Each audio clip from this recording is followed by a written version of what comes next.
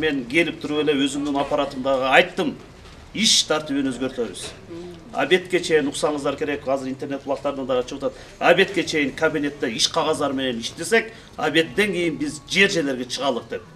Үйлөрдүн документтери боюнча жоголуп кеткен, башка болгон документтерди мына госрегистрдин башчысы келип турат. Менен бирге Кудай бурса тизмесин баарын аласыздар. Булардын документтерин жасап берип туруп, монтуп апарып берип коюшуңуздар керек. Биз саат 9-дан 6-га чейин иштейбиз деген түшүнүк болбосун. Керекпи күнү түнү иштегенде, түшүндүңөрбү? Мына сон турат бул жерде кандай маселе болсо, азыр кайрылыңыздар. Мына соцзащитадан келди, пособие, пенсия айтып атат. Мына биринчи күндөн баштап туруп баштайбыз деп, бирок тез арада которуп берүүгө аракет кылып. Биз чегараны ошол убакта күчөтүп, милициялар менен, чегарачылар менен айылыңыздар кайсы кооптуу жер болсо, ошол жерде тикеме тик туруп беребиз.